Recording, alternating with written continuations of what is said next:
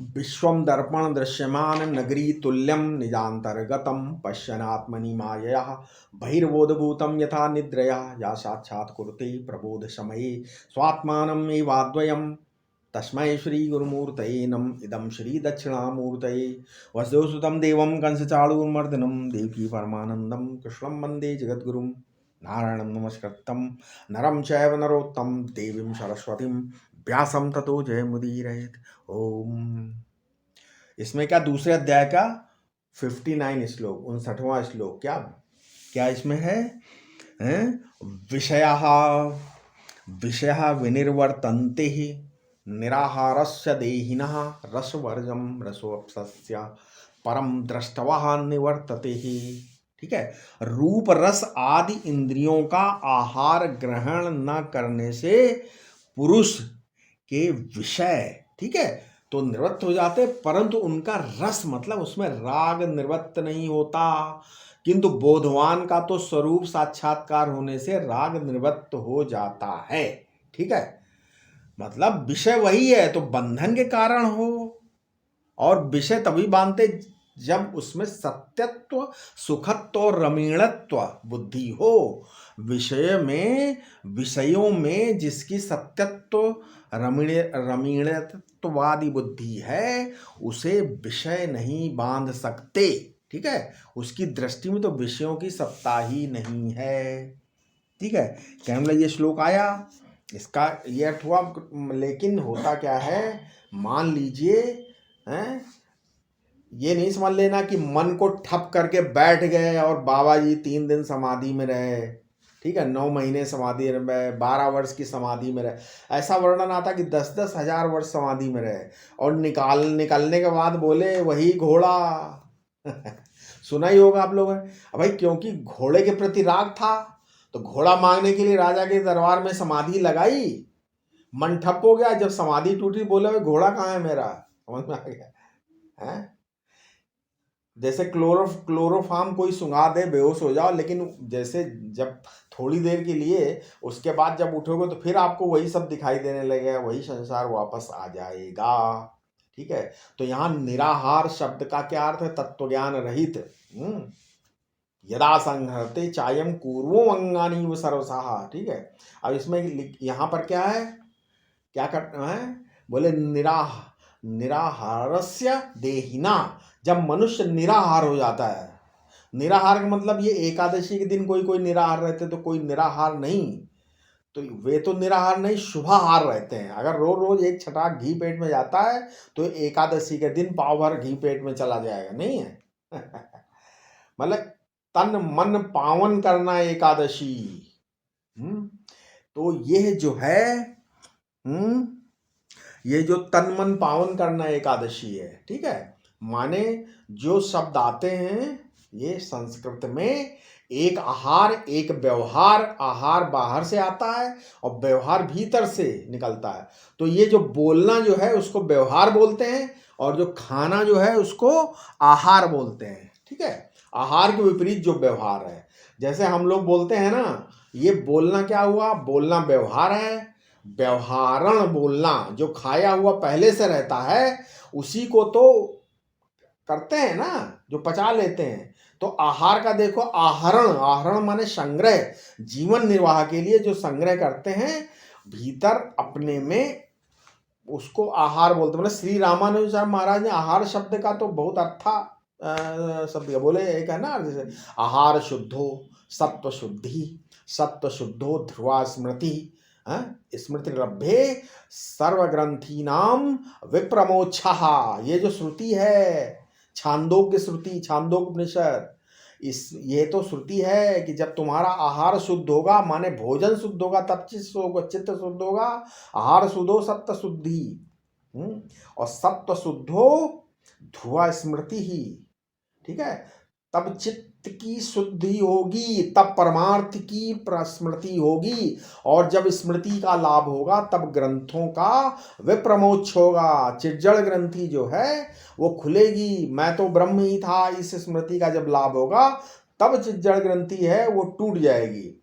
यदा संहरते चायम कूर्मो अंगानी व सर्वसाहा। ठीक है, एक मतलब एक तरह से आहार शुद्धि है, एक प्रकार से उसको आहार शुद्धि समझो। ये परमार्थ नहीं, ये ब्रह्माकार वृत्ति नहीं है, ये अविद्या का साक्षात निवर्तक नहीं है। ये भी यदि श्रवण मनन संपन्न है तो आहार शुद्धि निधिध्यासन है। ठीक है, यदा संहर्ते चायम कूर्मो अंगानीव। ठीक है, समझ में आया। आहार शब्द का श्री रामानुजाचार्य ने 4 अर्थ किए हैं। वे कहते हैं विवेक करो। ठीक है, लेकिन शांकर संप्रदाय में विवेक माने होता पदार्थ का विवेक। ठीक है, पदार्थ का विवेक, आहार का विवेक नहीं, पदार्थ का विवेक। मिट्टी है कि सोना है कि चांदी है, ये वस्तु विवेक कहलाता है। अब घड़ा है, शकोरा है, कंगन है, कड़ा है, हार है, ये आकार विवेक है। अच्छा, हम अब हमारा जो जेवर है वो दही के साथ होता, उसको रगड़ो कस के तो चमक जाएगी। तो ये आहार विवेक माने अंतःकरण जो है वो कार्य द्रव्य है। अंतःकरण सोना नहीं है, सोना तो है पर ब्रह्म परमात्म तत्व, और अंतःकरण जो है वो कंगन की तरह, हार की तरह कार्य परिणित है। माने कार्य कार्या विवर्ती है, अथवा समझो कार्य रूप ही है। उस कार्य को शुद्ध करने के लिए ही जो है साबुन आदि लगाया जाता है। ठीक है, अब वैसे तो अंतःकरण शुद्ध करने का जो साधन है उसको बोलते हैं आहार। आखिर ब्रह्मज्ञान कहाँ होगा? ब्रह्म को तो ब्रह्मज्ञान होगा नहीं, और कार्य में ही ब्रह्मज्ञान होगा। तो अंतःकरण जो कार्य है, जिसमें भ्रांति है, जिसमें अज्ञान है, उसी में तो आवरण है, तो वहीं तो उसका भंग होगा। तो असत्यापादक आवरण अथवा अभानापादक आवरण अंतःकरण में ही मौजूद है। तो अंतःकरण में ज्ञान कैसे हो? जरा उसको साफ कर लो। साफ करने के लिए भोजन की जरूरत पड़ती है। कैसा भोजन? तो भोजन का विवेक बताते हैं श्री रामानुजाचार्य। शम दम आदि जो साधन संपत्ति है वो अंतःकरण का विवेक है। ठीक है, और ये जो आत्मा है ये सजाति विजाति स्वगत भेद से रहित है, देश काल से अपरिच्छिन्न है, स्वयं प्रकाश है, सर्वाधिष्ठान है। ये तत्व का विवेक है। और जो तत्व का शोधन, अंतःकरण का शोधन और अंतःकरण शुद्धि के साधन का शोधन, ये वेदांत की बहुत बड़ी प्रक्रिया है। दोनों अलग अलग, अंतःकरण शोधन, अंतःकरण के साधन का शोधन, ये वेदांत की प्रक्रिया। इसको मामूली तौर से जो लोग पहले से ही साधन का विवेक किए बिना और अंतःकरण के आकार का विवेक किए बिना पहले ही तत्व चर्चा करने लगते हैं, वो भावना प्रधान हो जाते हैं। भावुक जरूर हैं, भक्त हैं, वे साधक हैं, हम उनका आदर करते हैं कि चलो भाई ये साधक तो हैं, परंतु उपासना जो है, उपासना की कक्षा दूसरी होती है और विवेक की कक्षा दूसरी होती है। तो वेदांत में विवेक माने होता है वस्तु विवेक, नित्यानित्य वस्तु विवेक, वस्तु विवेक बोलते हैं उसको। ठीक है। अब ये भी कहना चाहते हैं कि आप स्वयं प्रकाश, सर्वाधिष्ठान, प्रत्येक चैतन्य बिना स्वयं ब्रह्म आप ही हो। तो हम भी यही कहना चाहते हैं, लेकिन वेदांत को समझने के लिए पहले तैयारी है करनी चाहिए, वो कहीं छूट ना जाए, है ना। ठीक है, ये मतलब है। इसलिए विवेक, आहार विवेक श्री रामानुजाचार्य ने क्या बताया, सब आचार्यों की अपनी अपनी है, अपना अपना अपनी अपनी जगह पर संगति बैठाई है उन्होंने। उनको बैठने के लिए कुर्सी, और जहाँ कर बैठते हैं वहां पे काम करते हैं। ठीक है, अद्वैत सिद्धांत में सब मतवादियों को बैठने के लिए कुर्सी लगी हुई है। तुम किस कुर्सी पे बैठोगे? तुम इस कुर्सी पे बैठो, उस कुर्सी, लेकिन दूसरे मतवादियों की सभा में अद्वैतवादियों के लिए कोई कुर्सी नहीं होती। दूसरे मतवादी जो हैं वे अपनी सभा में अद्वैत मतवादी को नहीं बुलाते, और अद्वैत मतवादी अपनी सभा में सबको बुलाता है, क्योंकि उसकी संगति सबकी लग जाती है। उसकी संगति सब अपनी अपनी जगह पर है। ठीक है। कोई अद्वैतवादी को बुला ले और बोले कि वाच्यार्थ मिथ्या है, सर्वज्ञ शक्ति, सर्वशक्ति और निमित्तोपादान कारण रूप जो ईश्वर है वो तो कल्पित है, मन में कर्ता भोक्ता रूप जीव कल्पित है, प्रपंच मिथ्या है। अब बोले भाई कहाँ बिठावें उसको? तो कहाँ बिठावें? तो वे लोग उसको, तो आहार शुद्धि का अर्थ आप इस प्रकार समझो। ठीक है, आहार विवेक कैसे? जैसे एक तो जाति से वस्तु अशुद्ध नहीं होनी चाहिए, निषिद्ध नहीं होना चाहिए। वस्तु का गुण रूप देखकर वस्तु का विवेक, भोजन का विवेक नहीं होता है। ठीक है। अब निषिद्ध बहुत सारी चीजें हैं। दूसरा क्या है, अब मान लीजिए कोई चीज गंदी उसमें मिल गई तो भी भोजन करने योग्य। बेईमानी की कमाई से अगर खाना बना है तो वो भी नहीं होना चाहिए, उससे भी अंतःकरण। तो ये 4 बात जो है भोजन शुद्धि के बारे में कही रामानुजाचार्य। भगवान शंकराचार्य ने जो आहार शुद्धि का अर्थ करते हुए कहते हैं कि आहार माने 6 पदार्थ। मतलब क्या? आंख से देखना, कान से सुनना, त्वचा से छूना, नाक से छूना, जीभ से स्वाद लेना और मन से चिंतन करना, ये उन्होंने 6 पदार्थ बोले, ये आहार बोला उन्होंने। अतरीन्द्रिय, अंतरीन्द्रिय और बहिरीन्द्रिय 5 ज्ञानेन्द्रियों के द्वारा हम जो विषय का ग्रहण करते हैं यही भोजन है। तो आहार शुद्धो, सप्त शुद्धि का अर्थ है क्या? आंख से शुभ देखो, कान से शुभ देखो। भद्रम कर्णाभि शृणुयाम देवः, स्वस्ति नः इंद्रो वृद्धश्रवः, शम्नो मित्रः संवरुणः। ये आहार शुद्धि है, ठीक है, बोल देना नहीं है। इसको रोज सत्संग के प्रारंभ में बोल करके मत, माँ से आहार शुद्धि हो जाती सो नहीं। माँ विदिश्वा महे, अंत में बोलते हैं ना, हम परस्पर विद्वेष ना करें। अगर दिल में द्वेष है तो अंतःकरण की शुद्धि कहाँ से होगी? तो आहार शुद्धि का क्या हुआ? अहियन्ते इति आहारः विषयः। हम शुद्ध विषय को ग्रहण करें, अशुद्ध विषय को ग्रहण न करें। ये विषय शोधन हो गया, थी आत्मशोधन नहीं हुआ। विषय शोधन करो। यदि तत्पदार्थ तुम पदार्थ का शोधन नहीं है तो विषय का शोधन करो, क्या शुद्ध है क्या अशुद्ध है। अब निराहार का अर्थ क्या हुआ? निराहार का अर्थ सही समझ लो, शुद्ध अशुद्ध दोनों विषयों का परित्याग करके जब मनुष्य समाधि करके लगा के बैठता तो उस समय क्या होता? विषया विनिर्वर्तन्ते, मतलब विषय माने शब्द स्पर्श रूप रस गंध नहीं, वो तो निराहारस्य में आया है? ठीक है, वहां पर क्या हुआ? विषय माने विषय को ग्रहण करने वाली इंद्रियां, विषयोपलक्षित इंद्रियां, ये निवृत्त होकर के अपने आत्मा में स्थित हो गई। मतलब अपने में बैठ जाने का नाम आत्मज्ञान नहीं है। आत्मा में बैठना दूसरी बात है। देखो, आत्मा में बैठना दूसरी, विषय माने विषय को ग्रहण करने वाली इंद्रियां, विषयोपलक्षित इंद्रियां, ये निवृत्त होकर अपने आत्मा में, अपने आप आत्मा में स्थित हो जाती हैं। अपने में बैठ जाने का नाम आत्मज्ञान नहीं। आत्मा में बैठना दूसरी बात है और आत्मज्ञान होना दूसरी बात है, ठीक है। इंद्रियों का अंतर्मुख होकर आत्मा में बैठना ये दूसरी चीज, और आत्मा के ब्रह्म स्वरूप का ज्ञान हुआ ये दूसरी चीज। तो ये बताया कि निराहारस्य देहिना, यदि मनुष्य किसी भी विषय का ग्रहण न करे तो उसके विषय माने उसकी इंद्रियां, उसकी आंख बाहर देखना बंद कर देगी, कान सुनना बंद कर देगा, मन विषयों का चिंतन करना बंद कर देगा। मतलब निर्वतंत लौट करके आ जाएगा, निवृत्ति लौट करके अपने मूल में बैठना। श्रृंगेन, छांदोग्य उपनिषद में श्रृंग शब्द का प्रयोग है, श्रृंगेन मूलेन श्रृंगेन, ऐसा करके मूल का अनुसंधान करते हुए जहां से ये इंद्रियां निकलती हैं, जहां से ज्ञान पावर हाउस माने जहां अपने पावर हाउस में से ये सब शांत हो जाती हैं उसी में, ठीक है। क्या है?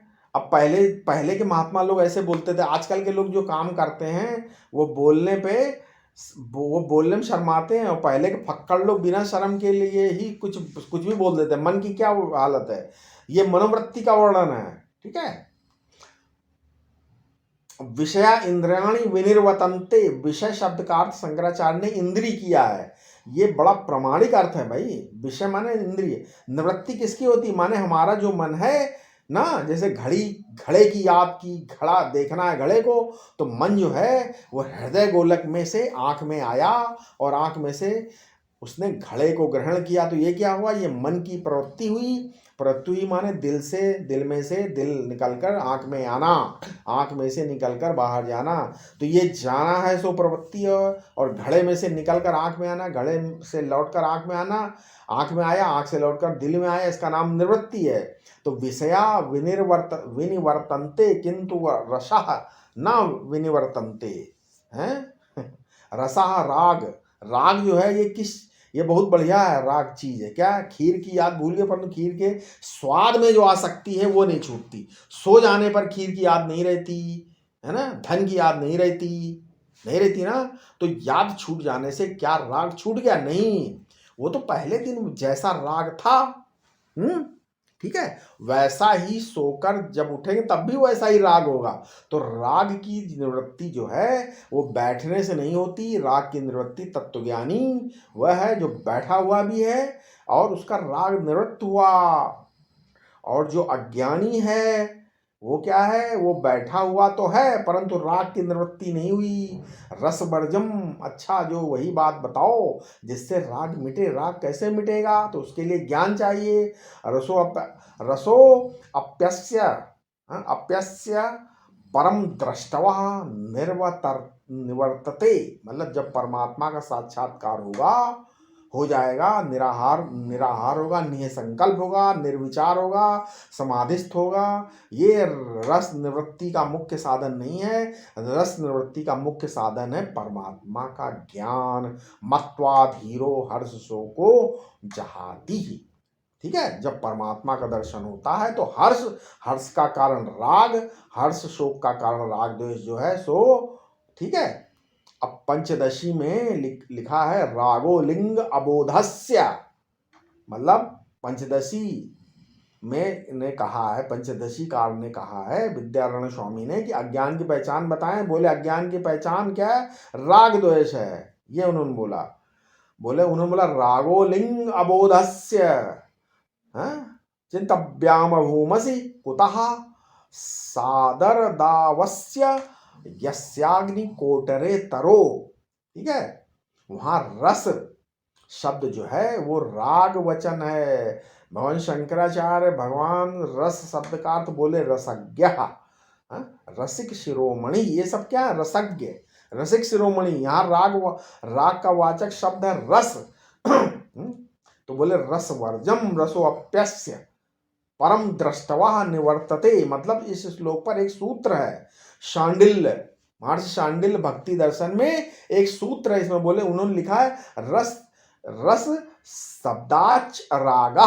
इस शांडिल्य भक्ति दर्शन में दिया हुआ है। तो ये जो शांडिल्य का सूत्र है ना, शंकराचार्य भगवान ने थोड़ा प्राचीन है थोड़ा, क्योंकि वे तो ऋषि हैं ना। सांडिल्य जो है वो तो महर्षि हैं, महापुरुष हैं। व्यास जो है महर्षि हैं, जैमिनी जी हैं वो महर्षि हैं। पर गौड़पाद जो हैं वे कोई ब्रह्मर्षि, देवर्षि, परमर्षि, कांडर्षि नहीं है, वे तो सिद्ध महापुरुष हैं। गौड़पाद भी सिद्ध महापुरुष हैं, भगवान शंकराचार्य जी भी सिद्ध महापुरुष हैं, और सांडल्य जी ऋषि हैं। ठीक है, तो ऋषि में और महापुरुष में थोड़ा भेद होता है। कैसे, अब प्राचीन सूत्रकार होने के कारण उन्हें रस शब्द का जो अर्थ किया है वो थोड़ा प्रामाणिक होता है। ठीक है, तो क्या है, बोले रस शब्दाच रागा। शंकराचार्य भगवान ने महर्षि शांडिल्य के सिद्धांत का जहां खंडन किया है, ठीक है, ब्रह्मसूत्र के उसमें, ब्रह्मसूत्र में, तो वो बोले चारों वेदों में जो बात नहीं मिली उसे सांडिल्य जी कहाँ से ढूंढ लाए, कहीं से ढूंढ लाए। ये बात जो कही जाती है उसी से मालूम होता है कि वे अवैदिक हैं, ऐसे लिखा है शंकराचार्य भगवान। आश्चर्य की बात है कि जो चारों वेदों में नहीं है वो ये कहाँ से ले आए, लेकिन वे बोले हम उनकी उपासना का विरोध नहीं करते हैं? अधिगमन विद्या जो है ना, अधिगमन विद्या उपासना का विरोध नहीं करते। तो जो वे जो जीव की उत्पत्ति बताते हैं इस बात का हम विरोध करते हैं। जो ईश्वर की अनेकता मानते हैं हम उनका विरोध करते हैं। ईश्वर की अनेकता वासुदेव, संकर्षण, प्रद्युम्न, अनिरुद्ध के रूप में ये चार जो ईश्वर हैं, बात यह है कि यदि आपस में चारों ईश्वर लड़ जाएंगे तो बड़ी मुश्किल होगी, इसलिए ईश्वर चार नहीं एक है, ये बात हम कहते हैं। ठीक है, ऐसा उन्होंने बात लिखी है। अब चलो बताते हैं कि रसवर्जम रसो अप्यस्य, ठीक है, परम दृष्टवा निवर्तते।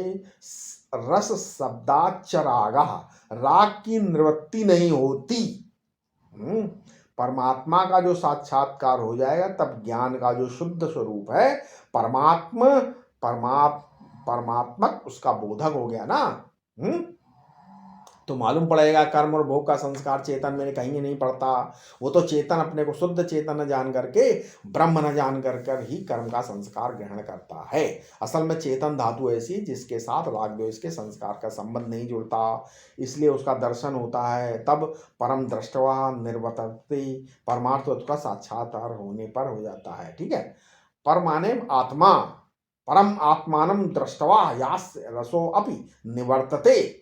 पर माने आत्मा, पर माने आत्मा कैसे, भले पुरुषान्न परम किंचित सा काष्ठा सा परागति, पुरुष से परे कुछ नहीं है। और पर दृष्टवा आत्मानम दृष्टवा, आत्मानम ब्रह्म दृष्टवा इत्यर्थ, हैं? आप अपने आप को जब ब्रह्म जान लेगा तो कहीं राग उसका होगा नहीं, विषयों में राग नहीं, इंद्रियों में राग नहीं, अंतःकरण में राग नहीं, क्योंकि माया मात्र जो अंतःकरण है केवल प्रतीति मात्र है, इसमें भी राग नहीं और इसमें भी राग नहीं। ठीक है? ऐसा है इसका।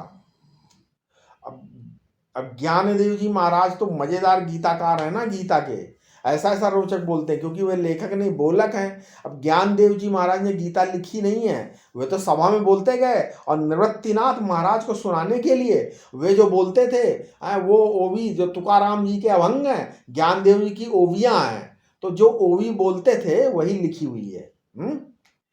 तो रस शब्द का अर्थ भोजन का रस, इसका मजा। ठीक है, उन्होंने कह दिया ये भागवत में है।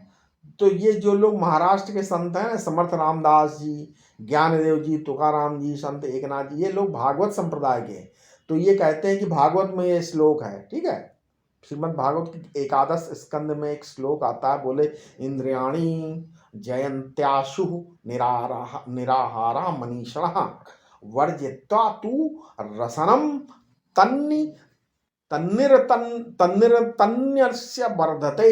ठीक है, ये ऐसा करके एक उसमें श्रीमद् भागवत में एक श्लोक है। तो जो निराहार विद्वान होते हैं वो जल्दी से इंद्रियों पर विजय प्राप्त कर लेते हैं, ऐसा मान, इंद्रियों का भोग छोड़ दो, इंद्रियों पर विजय प्राप्त। फिर भागवत ने, ठीक है, अब कहने मतलब सारी इंद्रियां भोजन छोड़ देने से वश में हो जाती, पर जिह्वा इंद्री भोजन छोड़ देने से वश में नहीं होती, बल्कि जिह्वा इंद्री तो भोजन छोड़ देने से और बढ़ती। एकादशी को ही प्रोग्राम बनाने लगते हैं कि द्वादशी को क्या भोजन बनेगा। अब जो लोग हमने देखा, बहुत लोग एकादशी व्रत रखते हैं, तो एकादशी व्रत तो है लेकिन उनको दूसरे दिन क्या बनाना क्या खाना पहले से प्रोग्राम बनाने लगते हैं कि द्वादशी को क्या खाएंगे हम, ये बना देना। तो अपने यहाँ लोग एकादशी रहते हैं तो पहले निश्चय हो जाता है कि द्वादशी को ये क्या खाएंगे। ठीक है, ये जिह्वा इंद्रिय ऐसे छोड़ देने से बढ़ती है, ये कहने का मतलब हमारा है। तो भोजन छोड़ना नहीं, उसको नियमित करना चाहिए। और एक ऐसी बात मार्के की है, ठीक है, कहने का मतलब न जय द्रेशरम यावज्जितम सर्वम जिते रसे, 11वें स्कंद, मतलब भागवत में दिया है। कहने लगे जब तक मनुष्य जिह्वा इंद्रिय पर विजय प्राप्त नहीं कर लेता तब तक दूसरी इंद्रियां काबू में नहीं होती। जब चक्की में कहने मतलब आटा पहले पीसेंगे फिर आटा निकलेगा, इसी प्रकार यदि रसीली रसीली चीजें यदि मुंह में पड़ती रही तो उनका रस बनेगा और वो किसी न किसी इंद्रिय से बाहर तो निकलेगा ही है। जिसने दूसरी इंद्रियों को जीत लिया वो कब तक जितेंद्रिय नहीं रह सकता, जब तक वो जिह्वा इंद्रिय पर विजय प्राप्त न करते। जितम सर्वम जिते रसे, जिसने जिह्वा इंद्री वश में हो गई, खाने वाली बोलने वाली, ठीक है, यहाँ पर खाने वाली है, यहाँ पर खाने वाली जिह्वा इंद्री जब तक वश में नहीं रहेगी तब तक दूसरी इंद्रियां, ठीक है, तब तक दूसरी इंद्रियां वश में नहीं हो सकती। तो रस वर्जम ये बोलते, निराहार होने पर जिह्वा को छोड़कर दूसरी इंद्रियां वश में हो जाएंगी। परंतु यदि परमात्मा का दर्शन हो जाए तो जिह्वा भी वश में हो जाए तो सारी इंद्रियां वश में हो जाएंगी। ये यहाँ पर कहने का अर्थ है।